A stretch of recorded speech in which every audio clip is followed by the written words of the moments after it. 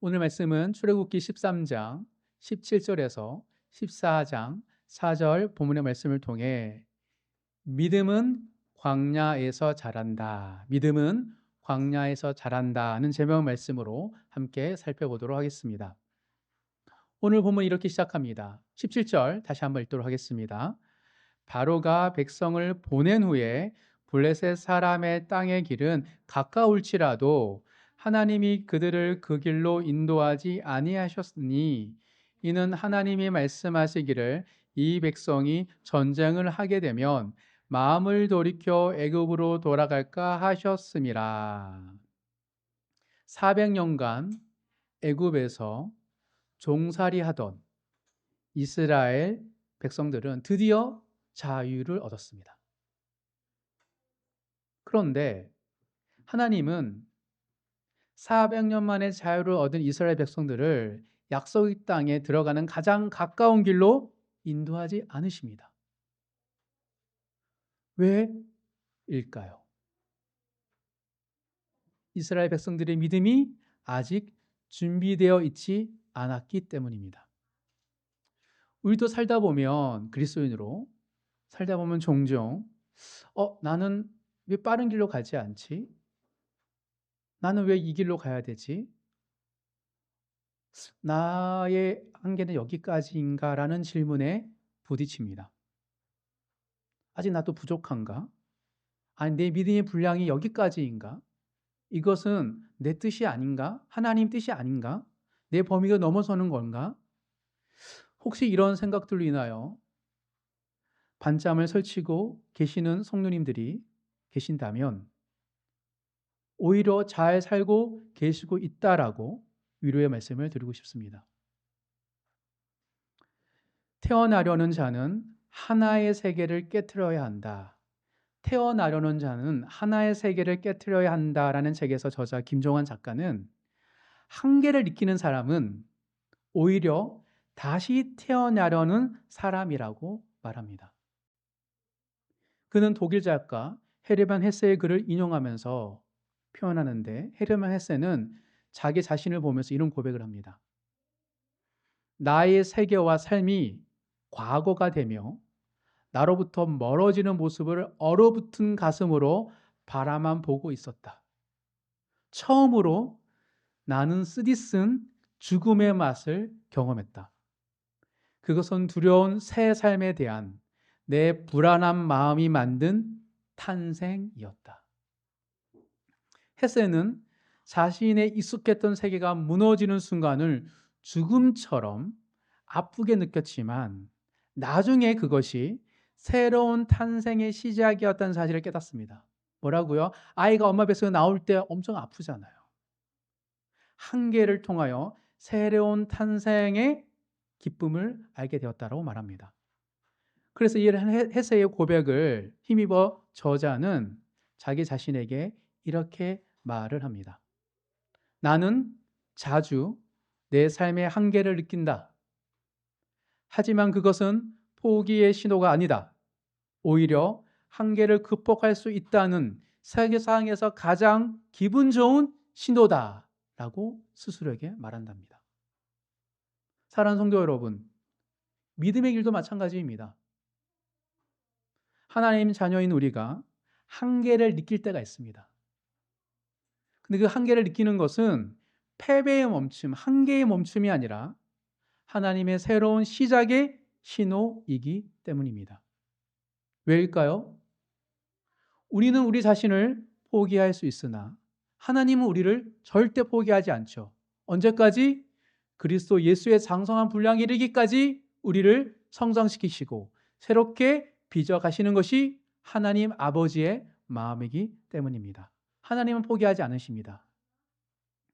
오늘 본문의 말씀을 통해 하나님이 인도하시는 광야길의 특징 3가지를 살펴볼 때 왜 하나님의 뜻대로 빠른 길이 아닌 광야길로 우리를 인도하시는지, 그리고 그 광야에서 어떻게 믿음이 자라고 새롭게 태어나는지 함께 묵상해 보도록 하겠습니다.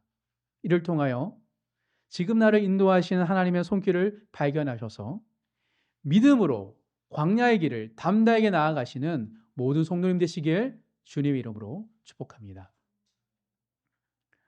하나님이 인도하시는 광야길의 특징 세 가지 중 첫 번째는 광야는 빠른 길이 아니라 우회하는 길입니다. 돌아가는 길입니다. 뭐라고요? 하나님이 인도하시는 광야길은 빠른 길이 아니라 우회하는 길이라는 것입니다. 출애굽을 한 순간 그 약속의 땅으로 가야 할 이스라엘 백성들에게 가장 필요한 것은 무엇이었을까요? 내가 이스라엘 백성이라면 400년 동안 애굽에 살다가 오랫동안 살았던 조상의 터전을 벗어나 아무로 경험하지 못했던 미지의 땅, 약속의 땅에 나아갈 때 나에게 가장 필요한 게 무엇일까요? 그것은 자신의 한계, 나의 한계를 인정하는 마음이었습니다. 가장 빠른 길이 필요했던 게 아닙니다. 힘이 필요한 것도 아니었습니다. 하나님 앞에서 내가 어떤 상태인지 아는 것. 왜요? 하나님의 나라, 하나님의 부르심이니까 그것이 필요했습니다. 성경은 이렇게 말합니다. 17절 다시 한번 읽어보도록 하겠습니다.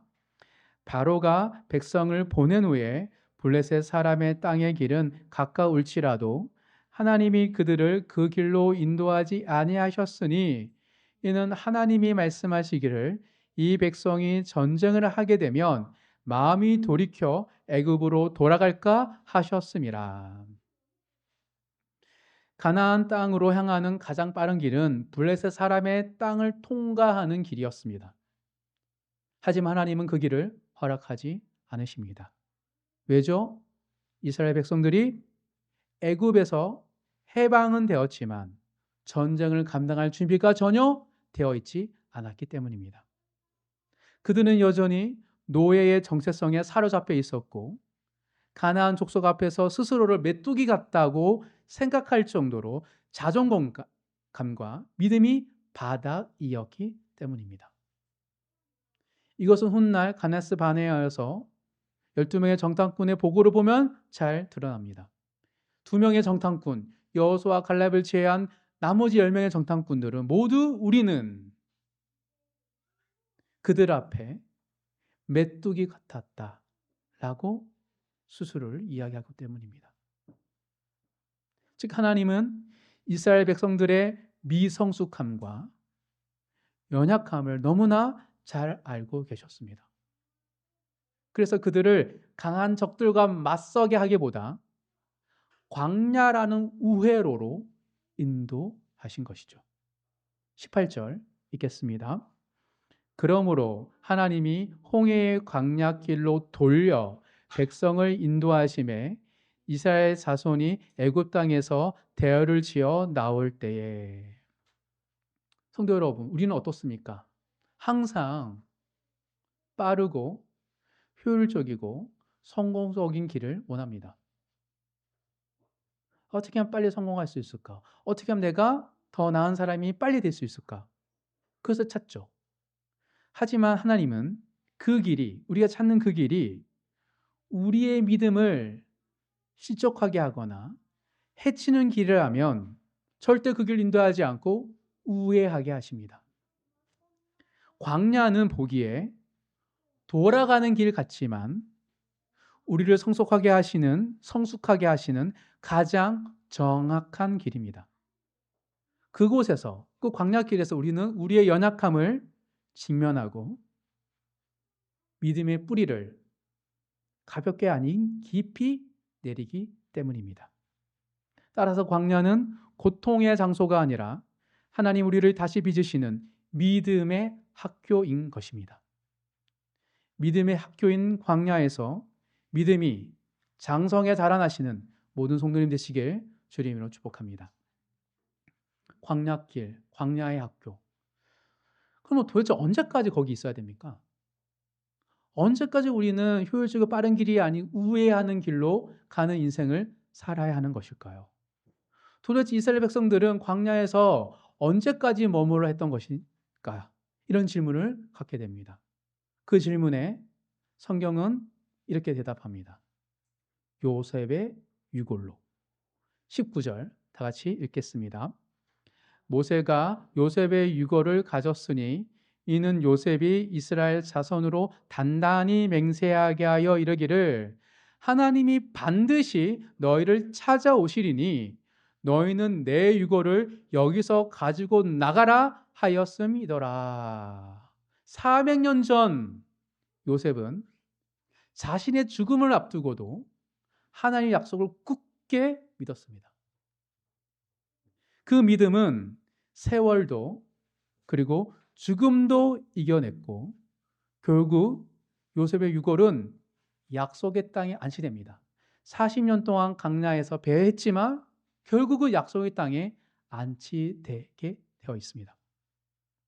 즉 그것은 믿음의 완성입니다. 요셉이라는 사람은 죽었으나 그의 온전한 믿음은 완성된다는 것을 의미하는 것이죠. 하나님의 신실함의 증거가 어디에 있습니까? 요셉의 유골에 있었던 것입니다. 그와 반대로 대다수의 이스라엘 백성들은 광야에서 40년간 그와 같은 믿음을 갖지 못했습니다. 그들은 하나님을 끊임없이 불신했고 또한 두려움에 사로잡혔고 결국 어디서 광야에서 뼈를 묻고 말았습니다. 믿음의 사람은 죽어서라도 뼈가 약속의 땅에 들어가지만 끊임없이 하나님을 불신하고 두려워하는 사람은 하나님의 사랑과 하나님의 용서를 받았음에도 불구하고 약속의 땅에 뼈조차 들어가지 못하는 것이죠. 반면 이스라엘 백성 중에 2명의 정탐꾼 여호수아와 갈렙은 어땠습니까? 그들은 똑같은 광야길을 걸었고 똑같은 전쟁을 앞두고 있었습니다. 하지만 그들은 정탐꾼이 되어서 약속의 땅을 보고 이렇게 고백을 합니다. 그들은 우리의 밥이라 여호와께서 우리와 함께 하시니 두려워하지 말라. 메뚜기 같다라고 말하는 10명의 정탐꾼과 달리 그들은 우리의 밥이라고 여호수아와 갈렙은 이야기합니다. 왜 그렇습니까? 여호수아와 갈렙은 요셉의 믿음을 이어받은 사람들이었기 때문입니다. 그들은 광야에서 연단받았고 또 하나님 인도를 받았고 순종하는 과정을 통해 여호수아와 갈렙의 믿음은 약속의 땅을 감당할 수 있는 온전한 믿음으로 자라고 성장했기 때문인 것입니다. 사랑하는 성도 여러분, 하나님은 지금도 우리를 요셉과 같은 믿음의 사람으로 모든 사람을 빚고 계십니다. 여호수아와 갈렙처럼 광야의 시간을 믿음이 성숙되는 시간으로 바꾸고 계십니다. 그래서 하나님은 때때로 빠른 길을 허락하지 않으시고 우리를 우회하는 광야길로 이끄시는 것이죠. 그 길은 지름길이 아니라 믿음을 키우는 최적의 길이기 때문입니다. 하나님이 인도하시는 광야의 학교에서 요셉처럼 그리고 여호수아와 갈렙처럼 온전한 믿음으로 자라가시는 모든 성도님 되시길 주의 이름으로 축복합니다. 두 번째, 하나님 인도하시는 광야길의 특징 두 번째는 광야는 구름 기둥과 별 기둥이 인도하는 길입니다. 광야는 구름 기둥과 별 기둥이 인도하는 길이 광야인 것이죠. 출애굽한 이스라엘 백성이 숫곳을 떠나 광야 끝 에담의 장막을 칩니다. 하지만 그것은 끝이 아니라 하나님 이끄시는 광야 여정의 시작이었습니다. 20절부터 22절까지 다 같이 읽겠습니다. 그들이 숫곳을 떠나서 광야 끝 에담의 장막을 치니 여호와께서 그들 앞에서 가시며 낮에는 구름 기둥으로 그들의 길을 인도하시고 불기둥을 그들에게 비추사 낮이나 밤이나 진행하게 하시니 낮에는 구름 기둥 밤에는 불기둥이 백성 앞에서 떠나지 아니하니라. 광야에서 길은 없죠. 광야는 길이 없는 곳입니다. 그래서 길이 끝나는 거예요. 근데 광야의 시작이죠. 사방이 모래뿐이고 어디가 어디인지조차 분간이 되지 않은 곳이 광야입니다. 살다 보면 이런 광야를 겪을 때가 많습니다. 낮에는 어떻습니까? 태양이 타오르고 있고 밤에는 한 치 앞도 보이지 않는 추위 속에 벌벌 떠는 것이 광야입니다. 그래서 광야에서 생존하기 위해서는 무엇이 필요합니까? 길이 없는데 방향을 알 수 있는 기준점, 큰 산 같은 게 필요하죠. 별자리도 필요하고 태양의 각도도 보고 어쨌든 기준점이 필요합니다. 그리고 또 어떻게 필요합니까? 경험 많은 가이드, 인도자가 필요합니다. 광야 이 길을 잘 아는 사람이 도움이 필요한 거죠. 그러지 않고서는 기준점이 없고 인도자가 없이는 살아갈 수 없는 것이 광야입니다. 모세는 잘 알았어. 왜요? 40년 동안 광야 살았거든요. 그래서 모세는 장인 호밥에게 이렇게 요청합니다. 찾아보겠습니다. 민수기 10장 31절.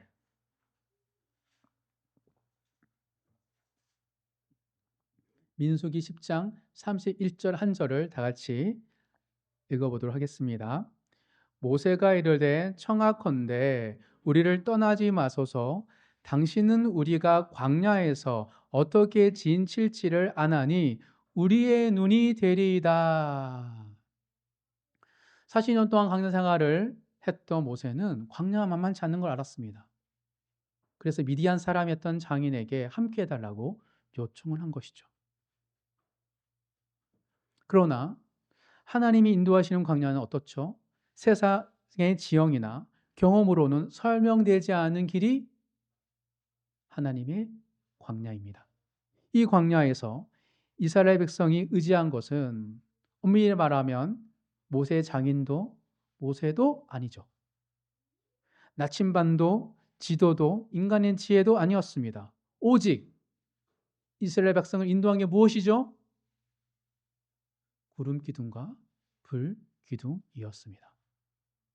그 구름 기둥과 불 기둥이 그들에게 방향이 되었고 또한 그들을 보호하였고 태양빛에 밤의 추위에 보호했고 쉴 때를 알려주는 신호였습니다. 멈추면 멈췄어요.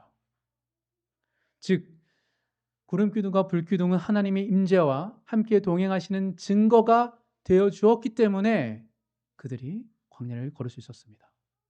아무리 지형이 있고 잘하는 가이드가 있다 할지라도 걷는 우리가 의심이 되죠. 아니 길이 안 보이는데? 이게 맞아요? 이게 정말 길 나와요? 물이 없잖아요. 원망과 불평하면 우리가 힘들잖아요. 그때마다 하나님은 구름과 빌기둥으로 우리를 힘이 되어주시고 오아시스가 되어주시고 물을 주셨기 때문에 이스라엘 백성들이 광야를 감당할 수 있었던 것입니다.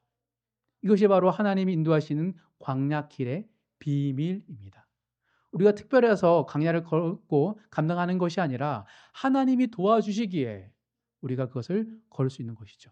하나님은 매일매일마다 광야길을 걷는 사람들 앞에 서셨고 또한 그들의 길이 되어 주셨기 때문에 우리가 광야길을 감당할 수 있는 것입니다.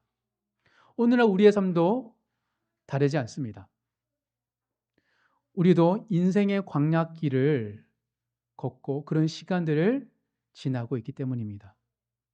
앞이 보이지 않고 어디로 가야 할지 혼란스러운 시간들 속에서 우리가 의지할 수 있는 단 한 가지는 무엇입니까? 바로 하나님의 영인 성령이 우리 안에 내주하시고 우리 안에 평안과 자유를 주시고 갈 바를 주실 때야 비로소 우리가 그 길을 감당할 수 있는 것입니다. 예수님은 분명히 이 성령에 대해서 말씀하셨고 강조하셨습니다. 진리의 성령이 오시면 그가 너희를 모든 진리 가운데로 인도하시리라. 성령은 무엇이죠? 신앙의 시대를 살고 있는 우리에게 구름 기둥과 불 기둥인 겁니다. 우리 삶의 방향이고 힘이고 보호자고 안식처가 되어주시는 겁니다. 성령은 오늘 우리에게 구름 기둥처럼 우리의 앞을 밝히시고 또한 불 기둥처럼 어둠 속에서 우리의 영혼을 비추시며 하나님의 뜻을 따라 걸어갈 수 있도록 우리를 힘과 능력을 주시는 인도하시는 분이기 때문입니다. 사랑하는 성도 여러분, 광야가 힘들어요? 쉽습니까? 힘든 길입니다. 앞이 보이지 않습니다. 내 힘과 내 능력을 감당할 수 없습니다. 근데 성령을 의지하면 반드시 열리는 길이 광야길입니다. 성령 없이 걷는 광야는 방황입니다. 우리가 방황하는 이유가 성령 안에 있지 않기 때문이죠. 하지만 성령과 함께 걷는 광야는 성숙의 길입니다. 말씀과 기도로 성령 음성을 듣고 오늘도 그분의 인도하심을 따라 한 걸음씩 믿음으로 걸어가시는 모든 성도님 되시길 주님의 이름으로 축복합니다. 마지막입니다. 하나님이 인도하시는 광야길의 특징 마지막은 세 번째, 광야는 완악함과 연약함이 드러나는 길입니다. 뭐라고요? 광야는 죄가 드러나고 우리의 연약함이 드러나는 곳이에요. 광야길을 따라가다 보면 어느 순간 앞은 홍해가 가로막고 뒤에는 애국 군대가 추적해 오는 절망적인 상황에 마주합니다. 오늘 본문 14장 1절 2절 다 같이 읽겠습니다. 여호와께서 모세에게 말씀하여 이르시되 이스라엘 자손에게 명령하여 돌이켜 바다와 믹돌 사이에 비아히요셋 앞 곧 바알스본 맞은편 바닷가에 장막을 치게 하라. 하나님 인도하심을 따라 걷고 있는데 그 길이 막다른 공목처럼 느껴질 때가 있습니다. 부르셨거든요. 분명히 사인을 주셨는데 가면 막다른 길이에요. 하나님 인도하시는 광야길은 인간적인 관점에서 보면 너무나 비효율적이고 때로는 어리석어 보이기까지 합니다. 그럼 도대체 왜 이런 길을 인도하실까요? 그때 우리가 질문이죠. 왜? 왜 이런 길로 인도하세요? 왜 홍해 앞에 멈추게 하세요? 그리고 이집트의 왕 바로는 그 순간, 그 틈을 놓치지 않습니다. 그는 이스라엘이 광야와 홍해 사이에 갇혔다고 생각하여서 다시 이스라엘 백성들을 추적해 옵니다. 노예 삼으려고. 3절, 4절 다 같이 읽겠습니다. 바로가 이스라엘 자손에 대하여 말하기를 그들이 그 땅에서 멀리 떠나 광야에 갇힌 바 되었다 하리라.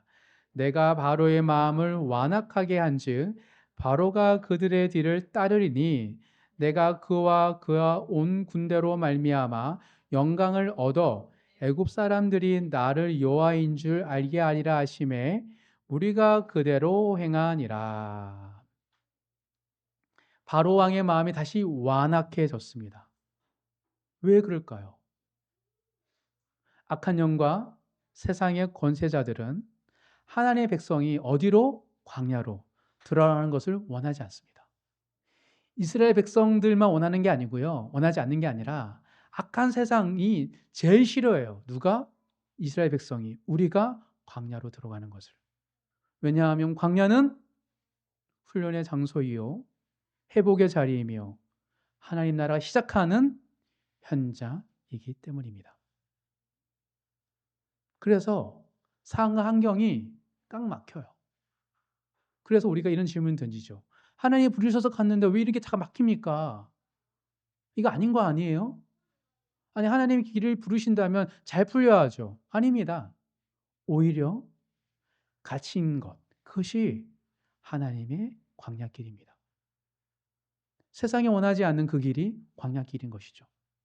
순탄한 길이 아닙니다. 좁은 길입니다. 그러나 하나님은 그 세상의 완악함조차 하나님의 계획 안에 사용하시죠. 홍해를 통해 애굽의 최정예 군대를 끌어내시고 그들이 자랑하던 건세와 무력을 한순간에 홍해에서 수장시키시기 때문입니다. 하나님은 이스라엘 백성의 훈련을 방해하지 못하도록 광야길을 막는 모든 세력들을 정리해 주십니다. 빠른 길을 정리해 주신 게 아니고요. 훈련의 길을 막는 세력들을 정리해 주시는 거예요. 그리고 그 모든 일은 하나님의 영광을 드러내는 길이었습니다. 홍해를 가르시고 이집트 군대를 수상시키시는 영광의 하나님. 그리고 자신의 백성들을 빠른 길로 가는 게 아니라 그들을 훈련시키시고 준비시키기 위해 광야길을 인도하시는 놀라운 하나님이 드러나는 길이었던 거죠. 하지만 이스라엘 백성들은 그 상황 속에서 또다시 두려움에 실족하고 무너지고 원망합니다.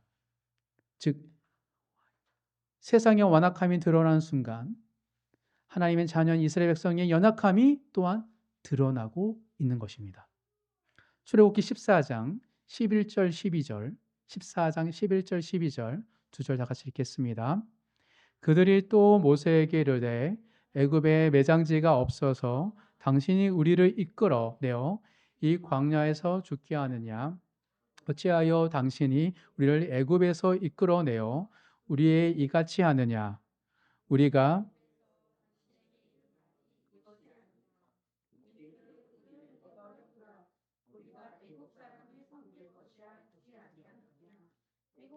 섬기는 것이 광야에서 죽는 것보다 낫겠노라. 그렇기에 광야에서 두려움이 밀려오고 믿음이 흔들리고 또 원망이 입 밖으로 나올 때 이상일을 여기서는 안 됩니다. 원래 광야는 우리의 연약함이 드러나는 곳이에요. 그리고 그 우리의 연약함이 드러날 때 하나님은 우리를 빚으시는 과정으로 삼으십니다. 광야는 있는 그대로의 나를 마주하는 곳이기 때문이죠. 완악한 세상 앞에서 나의 연약함이 드러날 때 하나님은 우리를 다시 빚으시고 믿음의 사람으로 세워 가시기 때문입니다. 그리고 바로 그 완악함과 연약함이 점철된 그 자리에서 하나님은 홍해를 가르시고 그리고 홍해를 덮으시며 하나님의 영광을 드러내십니다. 그래서 모세는 연약한 이스라엘 백성들에게 이렇게 말합니다. 14장 13절 14절 다 같이 읽겠습니다. 모세가 백성에게 이르되 너희는 두려워하지 말고 가만히 서서 여호와께서 오늘 너희를 위하여 행하시는 구원을 보라. 너희가 오늘 본 애굽 사람을 영원히 다시 보지 아니하리라. 여호와께서 너희를 위하여 싸우시리니 너희는 가만히 있을지어다. 사랑하는 성도 여러분, 지금 내 삶이 막다른 강야처럼 느껴지십니까? 혹시 내 안에 연약함이 드러나고 내 믿음이 너무 초라하게 느껴지고 계시진 않습니까? 생각보다 세상은 거대하고 완악하여서 어떤 것을 내가 할 수 있는 내 손에 있는 무기가 없다고 절망한 가운데 있지는 않으시나요? 그 연약함과 완악함의 상태는 괜찮은 상황입니다. 하나님은 이 광야를 통해 우리를 새롭게 하시기 때문입니다. 우리의 완악함과 우리의 연약함을 드러내시고 그 자리에 하나님의 강하심과 신실하심을 심으시기 때문입니다. 우리 안에 드러내야지 하나님의 은혜가 심겨지는 것이죠. 따라서 홍해 앞에서 멈추는 그 자리에서 무너지지 마시기 바랍니다. 바로 그 자리가 하나님의 영광이 드러날 임할 자리이기 때문입니다. 말씀을 정리하겠습니다. 우리가 하나님이 택하신 하나님의 자녀들에게 인도하시는 광야에 대해서 한번 살펴보았습니다. 그 광야길은 우리의 생각과 다른 길이고 때로는 이해할 수 없는 길이며 지만 하나님은 그 길을 통하여서 우리의 믿음을 자라고 성장시키십니다. 하나님이 인도하시는 광야길은 크게 세 가지 특징이 있다고 살펴보았습니다. 첫째, 빠른 길이 아니라 우회하는 길이다. 광야는 믿음을 준비시키시는 하나님의 사랑의 길이기에 우회하는 길입니다. 둘째, 광야는 구름 기둥과 불 기둥이 인도하는 길입니다. 광야는 성령께서 함께 하시고 인도하시는 가장 안전한 길이기도 합니다. 마지막 세 번째, 광야는 완악함과 연약함이 드러나는 길입니다. 광야는 하나님의 심판과 하나님의 보호하심이 드러나는 영광의 길이기 때문입니다. 사랑하는 성도 여러분, 돌아가는 길 같고 앞도 보이지 않고 내 안에 믿음이 작게만 느껴지더라도 광야는 절망의 장소가 아닙니다. 믿음은 광야에서 자라기 때문입니다. 오늘도 그 광야를 말씀과 성령으로 걷는 사람, 연약함을 넘어 믿음으로 반응하는 사람, 그리고 요셉처럼 끝까지 약속을 붙드는 사람이 되시는 모든 성도님 되시길 주님 이름으로 축복합니다.